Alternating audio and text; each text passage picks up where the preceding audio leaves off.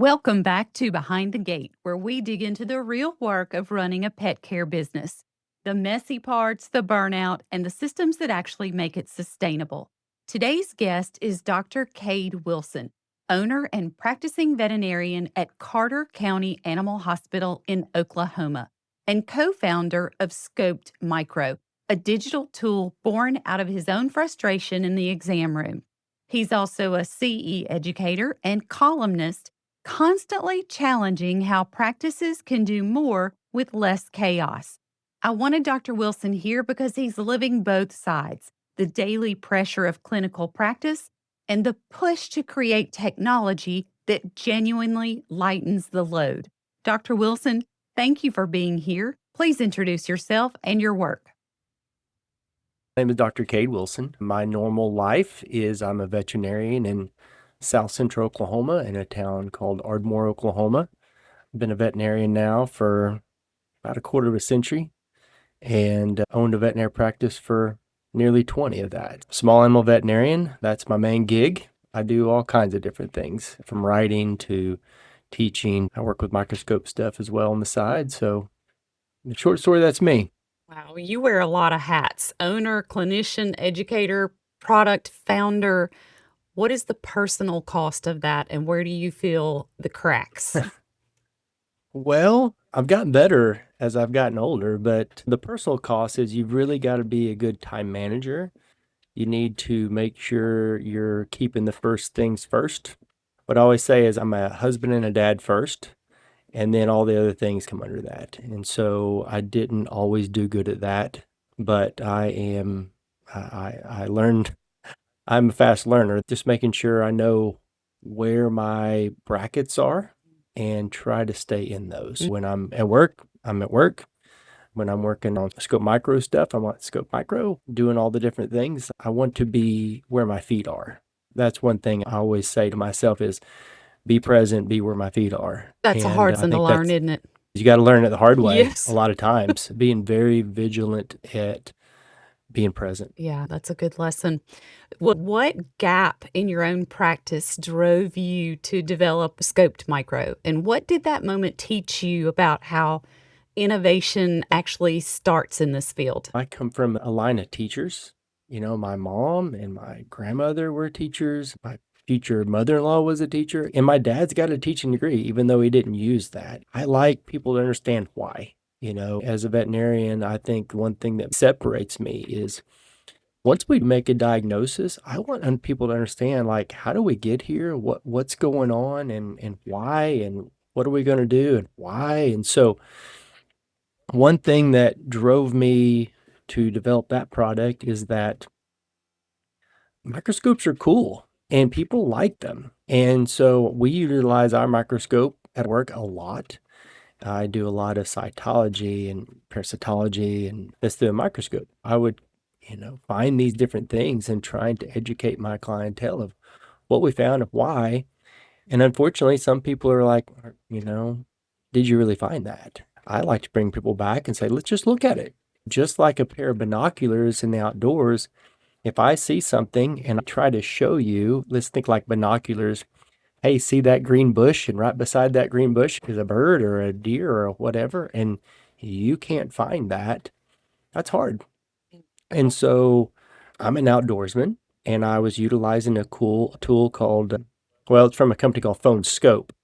And it's made to connect to your binoculars or a spotting scope and film wildlife. And I had one of those and I thought it was pretty neat. And so I, one day, trying to teach somebody through a microscope, thought, I wonder if I can make a way to attach that binocular thing to my microscope. And so I started tinkering around in my workshop and made a little device that fit that case, but connected to a microscope. And voila, now I can be using my phone screen and my client and I can be looking at that together. And I know they're seeing it because I'm pointing at it now. It became a light bulb moment that then I turned into like, how can we video these things? How can I teach my clients through social media? I had no plans to sell that product or develop that product further. It just all of a sudden was a tool that I could use to document things through my microscope, through my iPhone. I could drop that into my client file. I could teach with it. I could live feed to my pathologist and have literally instantaneous diagnosis from a board certified pathologist.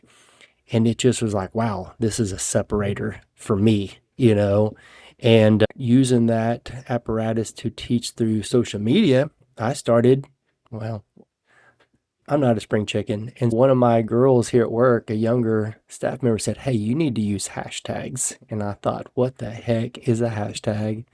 And I was like, you mean the number sign? And she's like, no, it's a hashtag. You put that on your social media feed and other people can find you through that. And I was like, yeah, that sounds good. So I started making up different hashtags and I put a phone scope hashtag for that outdoor company. And I just thought it was cool. Just shows their product, even though I was using it way off their grid. They found me using that. Obviously, I was not filming wildlife, and they initially thought I was some Oklahoma redneck that didn't know what I was talking about. They called me here at my office, found my number, called me on the phone beside me, and wanted to talk to the social media guy. Well, guess what? I'm that too. And so visited with this person. They're like, hey, we watched your videos. They're really cool, but we don't make that. Maybe you just mistyped something. I was like, no, I'm using your phone case. I just made my own device to connect it to a microscope instead of a binocular. And all of a sudden, the next thing I know, I'm talking to the CEO of that company. Like, oh, he's on to something. Yeah, well, let's talk to this guy. And the initial phone conversation was, hey, do you want to develop these together? And I'm looking at my life as a veterinarian and a practice owner and all the things you said earlier, and a dad and a husband. And I always say that I'm a husband. I kind of want to stay a husband. And I was like, I don't know where the hours come from and the place they would have to come from. I love it. So here's what I'm doing. Go get it. Move on with life. I'm good, which blew their mind. But my life's great and I didn't need it. Months go by and this guy calls me back and said, hey, we like your idea and we think it's going to work, but we don't speak that lingo. We don't speak microscope terms. If you have any interest, let's just talk. I was like, why not? I make a new friend anyway. And here we are. I don't know how many years later now. That was 10 years ago. Now we've developed those into a couple of different products that fit 98 to 99% of microscopes in the world. You just take your phone, buy our case, and start filming through a regular analog microscope. It turns a regular microscope into a digital microscope with way fancier cameras than you could ever imagine. Our cell phone cameras are unbelievable. And with our technology to live stream, the opportunities are endless for very minimal cost. So, it's something that I am, it's a side hustle, but right now it's not really hustling because I'm a veterinarian. And so we've sold it to somebody on every continent except for Antarctica. And I always joke, if anybody knows anybody in Antarctica with a microscope, I will give them to them just so I can say I've got one on every continent. Let's put it out there and see what we do. Yeah, just give me an address. I'll mail one. I want you to talk to me like I'm a 2-year-old for just a second and tell me exactly what is this device? Hold on a second. All right. Yeah, I want to see it. I'm a very visual person, So am I. So that's easy. So I'm going to grab my phone. I got my phone right here. I'll make it real easy. She's going to grab one. I've got one that's under my microscope on the back side of this wall. Cool. Connects to your microscope. Yeah, grab me that one there too. Perfect. This is great. So we've got several different things. All right. So I don't have the third product. So the ones that I use the most. All right. So we got my phone, right? Pretty simple. That part, yeah. I like otter boxes. I'm rough on equipment, and so my phone's in a otter box. So we make an over case. All right, and so this one is pretty easy. It just my phone just snaps in there, no big deal. We also make one that's made to just fit anybody's phone. So it's a universal case. Yeah. And then the third thing that I don't have in front of me It's probably back there, but it's just a phone case Mhm. that my phone can live in. Mhm. But I was doing some ranch work this morning. My phone was in my OtterBox. I don't want to break my phone. Yeah. And then what I made was this. So this is a microscope adapter. Mhm. So you would pull your eyepiece out of your microscope, and then you would have these two things married Mhm. like that. You put this one in, and now you're looking at your microscope through your phone. That's it. Wow. That's really Yeah. cool. What I do is, like, let's say that last night, my last client of the afternoon, a little dog that had heartworms. They had been diagnosed somewhere else. And so they wanted a second opinion, number one. And number two, they wanted to know what to do to help the dog. And so, in my discussion with them, I told them, I was like, listen, here's, we talk about treatment, how they get these and all that, but are we sure your dog has this before we talk about a very serious treatment for your dog? And they're like, well, we think so. But everything I was reading in these notes, I was suspicious. And so instead of just, here's a giant bill for your dog, I was like, well, let's prove it. It's easy. Let's draw some blood first. We'll do a heartworm test. But before we even do a heartworm test, let's put a drop of blood on a slide. It costs 10 cents. Instead of charging you a $40 heartworm test, if your dog has baby heartworms in its blood, it has heartworms. That's what I did. I always say I'm not the world's greatest businessman, but if we don't need to spend 30, $40 on a heartworm test, let's not. And so we did drop of blood on a slide, put it on the microscope, baby heartworms galore. One of the clients was like, what do they look like? Let's go look at them. I put that on the slide, and it's voila, it's amazing. That's how I use it every day. In some way, I may be live feeding it to a pathologist. I may be just taking pictures for my chart so that I can prove what I say is true.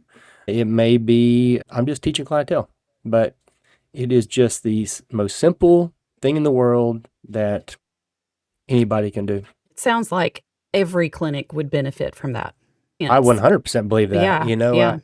I think that sometimes people, I think that from my experience, when I talk to somebody not right in front of them, not live, I'm skeptical of things too. We live in a crazy world. Before last year, I would go to shows all the time from one side of the country to the other and just kind of show it off. My conversion rate of somebody touching it and going, I need two of those, because generally what would happen was I'd have a person that's like me, own a vet clinic or they're a practitioner in some way. And they're like, okay, well, I want that one that my phone will connect in, but I want this one so that everybody in my practice can then do that. Even when I was gone, there's still work going on here. I have other veterinarians, and let's say they're doing pathology or they're looking at a parasite slide and they're just, I need backup, Cade would know if he was here. Well, just send me a FaceTime. We can just look at it through the microscope. It doesn't matter if I'm in San Diego or Nebraska. And so it's good for stuff like that, not just in veterinary medicine. I've got people that drill oil wells in the Texas area that use it on site to look at their drilling sediment because they can live feed it to whomever right from their phone. I've got teachers, people at my kids' school. They use it where they can live feed to smartboards. And all of a sudden, every kid in the class can see the microscope. You don't have to have 35 microscopes. Mhm. You can have one really good one. And the technology, and really where I think we maybe I'm not messed up. Messed up is not the right word, but when we were first developing this, I'm a veterinarian and this is what I use it for. So we were just like, hey, let's push all our chips in on veterinarians. And I think there is a lot of use there, but I think that education, people that work remote, people that are trying to teach online, because with the idea of this split screen that you and I are looking at, you could have a third window up here and we could have my microscope sitting beside me. We could be teaching microbiology. We could be teaching anything Mhm. because I've done that before. And so the opportunities are endless. Yeah. It's just you have to have somebody that's got vision Right. and a little bit of not afraid. Maybe that's where I've got myself in this because I'm not afraid to try new things. And I am ambitious beyond sometimes what I probably need to be, but seeing the opportunity for what I kind of refer to as redneck digital pathology or redneck digital microscopy, it works, and you don't have to have a $10,000 microscope to do this. We're an intermediate there that is looking for an opportunity. Imagine layering AI into that flow. Oh yeah. Where would you Oh, want for it sure. first? So during COVID, when the world was crazy, we were still working, but it did open up some opportunities of time for me because I wasn't teaching or coaching kids youth sports there for a little bit. We decided to dabble in that. We hired an app kid, super smart. And so we started looking at like, could we generate a app that could help diagnose things, Mhm. just like a backup. What we started doing first was what parasites do I see very commonly? And so we see hookworms and roundworms and coccidia and whipworms pretty common where I live. And so we generated a engine that would learn how to see those. And so every night I'd take pictures, or every day take pictures of parasite eggs.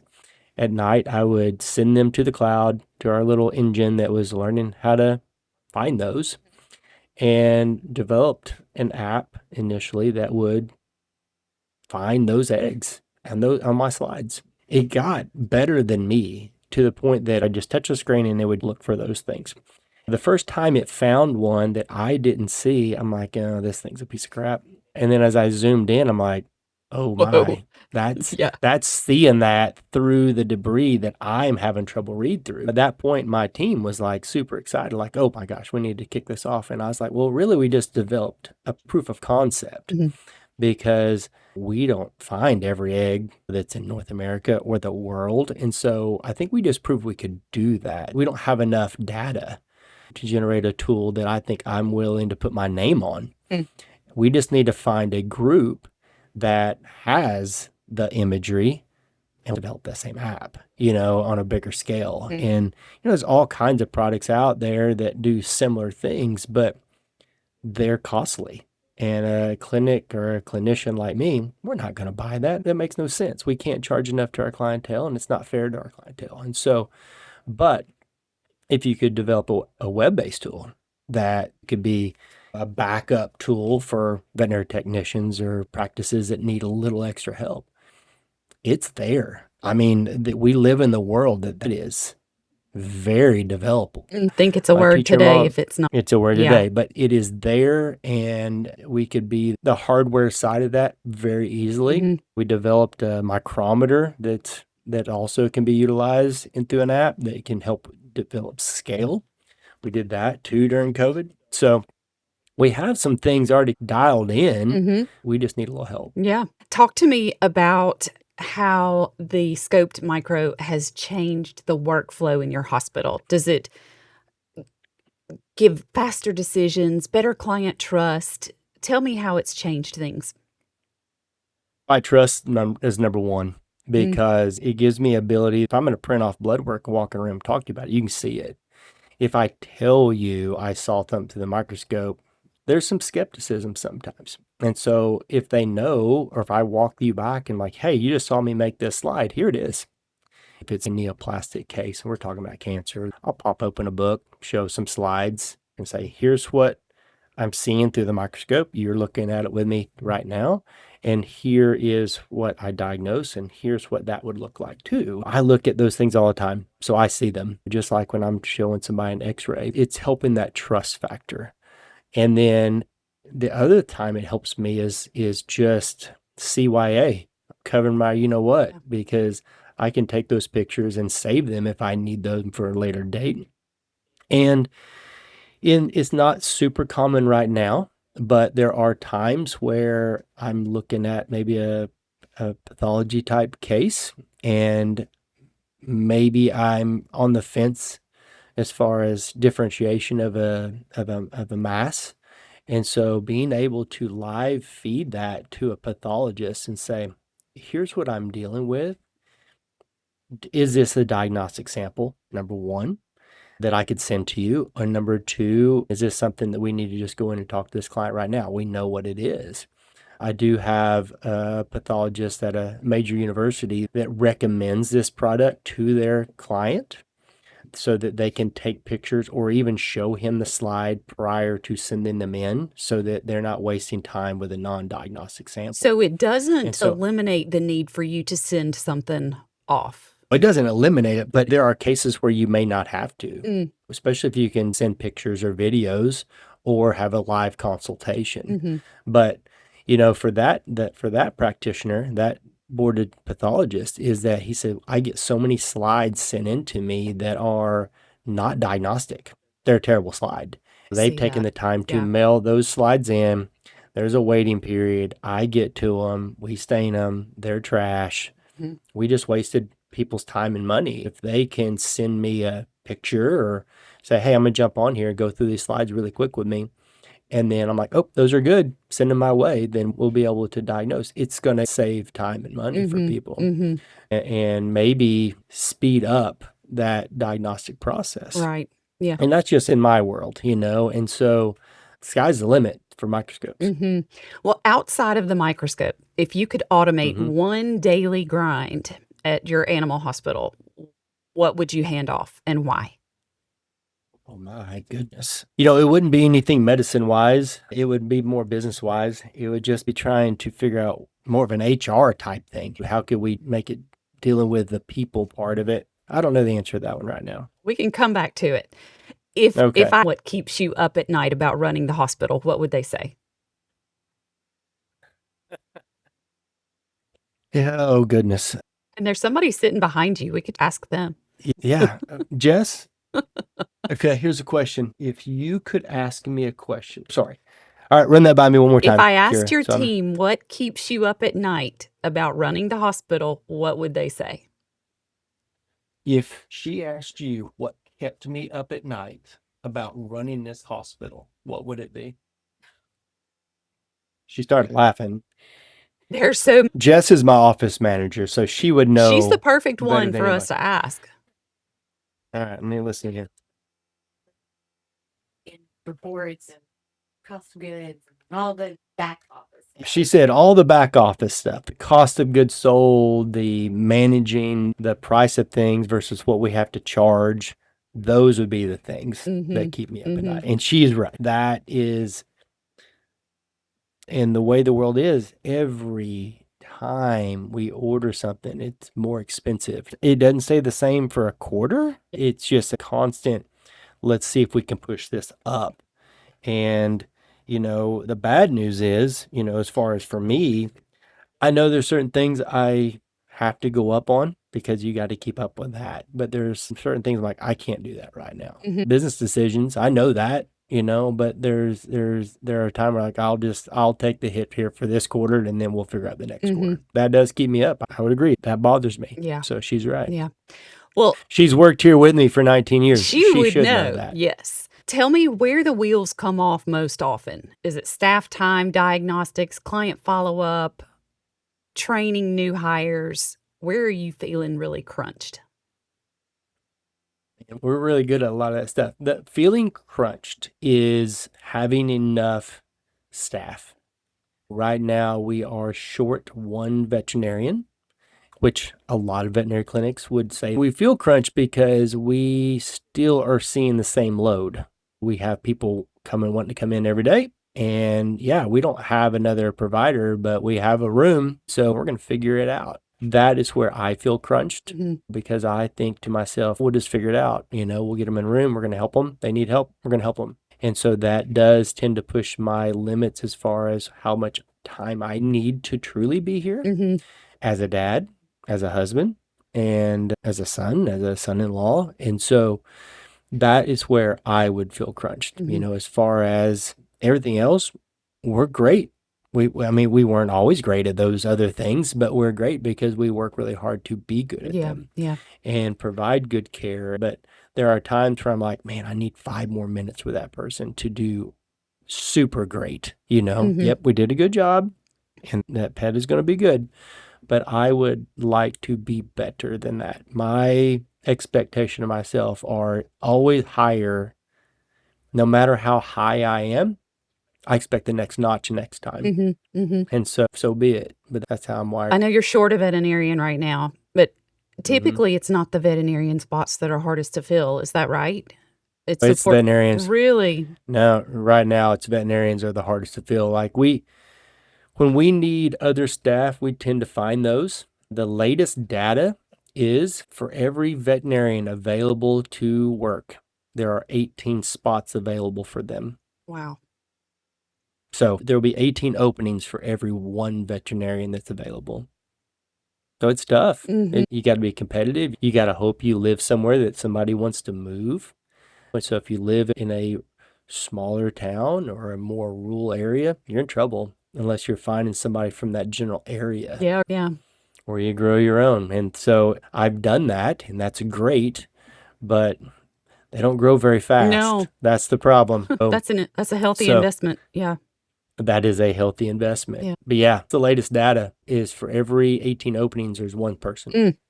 So work-life balance gets talked about everywhere in veterinary medicine. Sure. Experience, what is lip service and what truly moves the needle for practice owners and the staff? Okay, so the question there is work-life balance, Mhm, essentially. mhm. Work-life balance is hard. You've got to really figure out priorities, and you've got to be able to stick to them. And there are times where that is stretched to the nines. I look back on times that I thought I was doing the right thing as a business owner and as a practitioner, but learned experience, as my grandpa would have said, wish I wouldn't have done that. I left a Christmas parade. My wife and kids and all of us were at a Christmas parade, and I had a client call me with an emergency. And so I left. I left my family to do that. And I took care of the pet. To my knowledge, that client, that was a person I saw every now and then. I don't think I ever saw him again. They had other pets. And I'm like, that stings. Yeah. I think about other things. I've got a lot of stories in 20 something years of being a veterinarian that I'm like, where was my priorities right there? And I feel bad for pets sometimes, but my kids won't, I don't know my kids even remember that, but I You remember do. it, Yes. and so little things like that. I want my coworkers, I want my staff, I want them to, this is their job. This is not their life. I worry about some veterinarians I know, and I meet a lot of them in the different hats I wear. When somebody's like, oh my gosh, that is my life. I'm like, that's what you do. I like the fact that you're driven, and I'm a good veterinarian too. If something happened in life and I need to never do this again to be a good dad or husband, I'm moving on. Mhm. I think that you've got to get your priorities right and realize what those are. And I need to be able to say, what do I need to do today to take care of myself? Do I need to leave here and take a walk for my mental sanity? Yes. Do I need to make sure I'm eating good food, not junk? Yes. And some days I've got to get out of here for 30 minutes. I need to go have a walk. I need to eat something. I need to talk to my wife. I need to check on my kids. That's got to be above your job. And I think that we do that wrong. Yeah. And as a profession, we're good at taking care of people. We're good at taking care of pets. And we need to realize we're people too. Mhm. And we need to make sure we're taking care of ourselves. Mhm. Yeah. What basic parts of your practice do you feel like are just overcomplicated? Overcomplicated. Right It now, just shouldn't be again, this. sometimes it's just explaining things to people, clients. Mm. Things that we talk about are complicated. Mhm. And I think that, but as far as maybe, I used to say like ordering medication and stuff, but that's actually got really simple anymore. There's a really easy ways to kind of compare other places and other prices. And so that's that. If you asked me that 3 years ago, it'd have been like separating out different companies and trying to figure out how to order medication. But Mhm. now it's just making sure that we get people educated and understand why we do what we do and what's right and wrong. And maybe the hardest thing is explain to people like, hey, if we do surgery on your dog, this is a good one. This is a good one. We do surgery on your pet.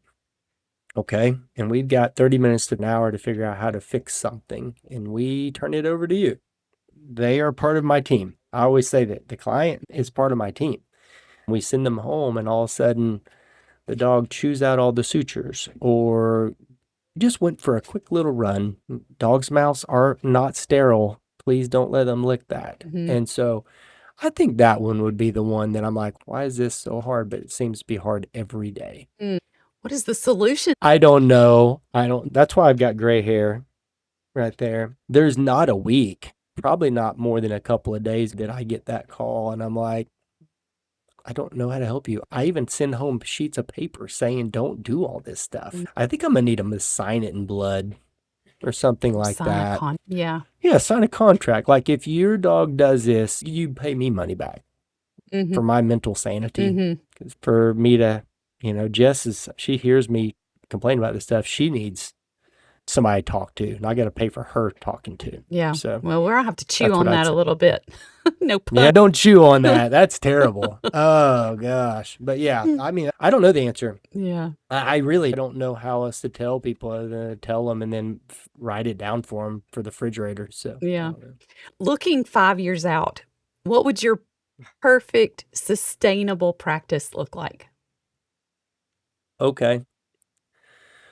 So let's think about that. I want technicians and assistants that feel respected, cared for.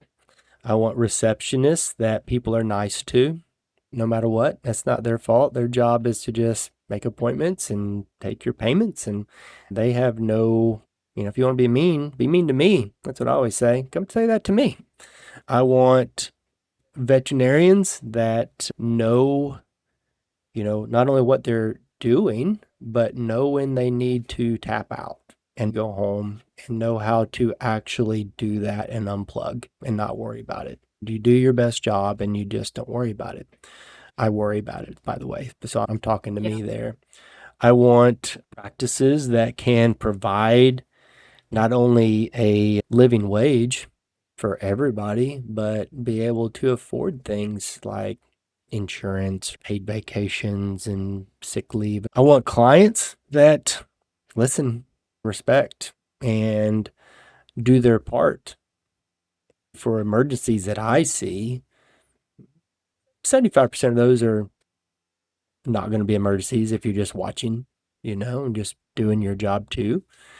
Now, there's times things happen. There's 25% of them, those are emergencies that happen nobody could foresee, but I want everybody to have a Scope Micro. It makes no sense not to. If you have a digital microscope, sure, you don't need that. But if you are a normal human, normal microscope person, there's no reason not to have a $200 Scope Micro in your drawer. I'd love for the technology that's coming along. You mentioned AI, but things that we don't even know about that are coming to truly make our life easier, not complicate it. Sometimes it's hard to separate those two, but there is a way. There is a way. And so, we talked about the Scope Micro, cloud-based AI and cloud-based apps. There are a lot of products out there, and I've talked to all the companies that have them over the last half a decade because I approached most of them saying, we could be a light version of what you have. Yes, you're selling these to a lot of practices. There's 100,000 practicing veterinarians in the United States, and half of those work for giant practices. I don't know if they can afford to have those tools, but they have them. The ones that are like mine, we're going to be really choosy about those products. And so if you have a light version that is app-based that you run through a smartphone, we can partner and have your hardware and work on that app together. And then you're going to have some of those places say, hey, we want the big dog version of this. Great. You just sold some more. But otherwise, selling a cloud-based apparatus can be very useful too for the masses. Yeah. Is there anything else you want to share that we haven't touched on?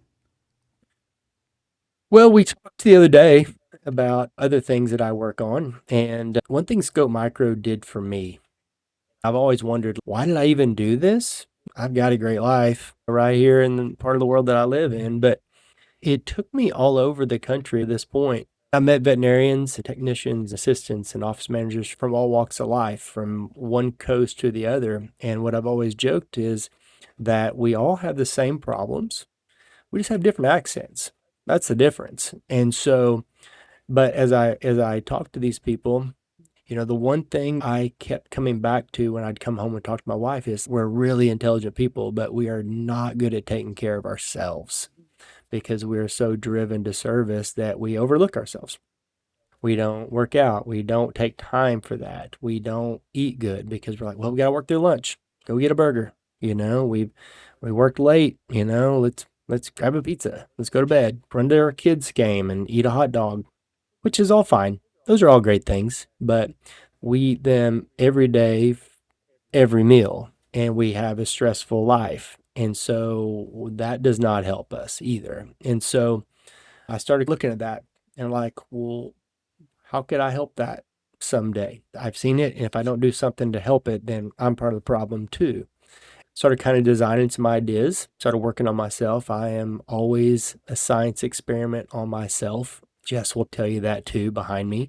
And so I started thinking about diets and the world I live in as far as a veterinarian goes, and then how to eat better, and then what kind of workouts could somebody do that lives in any part of the world as a veterinarian. I started coming up with some ideas on that, and then I realized, who the hell am I? If I start coming up with this, they think, well, you're just a veterinarian that works out. So I was like, okay, I need some more skins on my wall. So I went and became a clinical nutritionist for people, which has actually helped me as a veterinarian too. And then got my certification as a personal trainer so that if and when I do come up with ideas, I've got some backing for that. In my future, I really want to work with maybe veterinarians, maybe just veterinary professionals, maybe just professionals, and maybe just anybody to say, what are your problems? Let's talk about your life. And then where can we start doing some work? I always say, where can we start like breaking some rocks? You don't have to go all in crazy, but we can make some simple changes to your life working on stress, breathing exercises, meditation, go for a walk, wear a vest walking, strain your body a little bit. How many calories you're eating, what's your macro breakdown. Let's talk about some things that will just start slowly making you healthier and not change your life. You're just changing what you see as food and how you're going to take care of yourself so you can live longer and be there for your family and enjoy your life. And so those things, when I first really started doing that, I've lost 35 pounds. And in my life, I work probably more because I feel better. Mhm. I still see the same number of patients. I still see my family just as much, if not more. I'm creative in my time Mhm. and I take advantage of that time. And what's cool is I've seen a change in my kids because they're mirroring me. I'm their dad. I woke up this morning, I was getting ready to go do some ranch work before I headed here. And my son last night told me, hey, I need you to wake me up a little earlier in the morning. And I thought he either didn't do all his homework or he does have a teacher that will tutor before school. Maybe he's going up to get a little extra math work. I walked out in the garage and he's lifting weights. Wow. And I'm like, what the heck? I'm very pleased. My daughter already does. She got up at 5 to go for a walk before school. Yeah. I just want people to be healthier. Mhm. I want people's pets to be healthier. I foresee a day when I don't want to have the sad talk about dogs and cats anymore. I foresee a day where my hat flips and I'm like, let's just take care of the people that own those. Maybe I'll still have some sad talks, but maybe they will. I think that seeing that from sea to shining sea, there's a way to help that. Well, And so might as well throw my hat in the ring. I can see you doing it. I can't wait to follow you. Well, I appreciate it. where can people find more information about you, about your hospital, Okay. about Scoped Micro? Okay.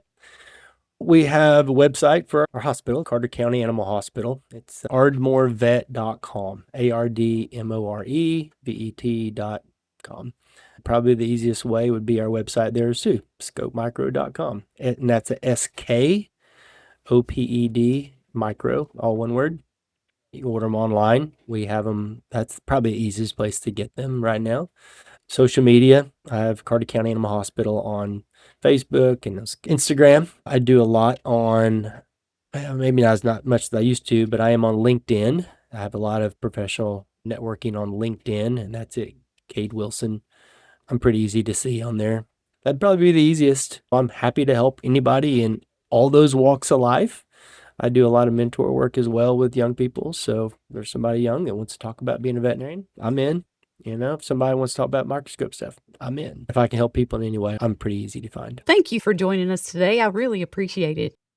Thanks for listening to Behind the Gate, where we get real about what it takes to run and sustain a pet business today.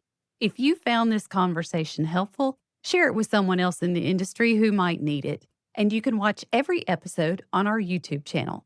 And if you're ready to make your own business a little lighter and a lot more efficient, you can learn more about what we do at vellum-agency.com.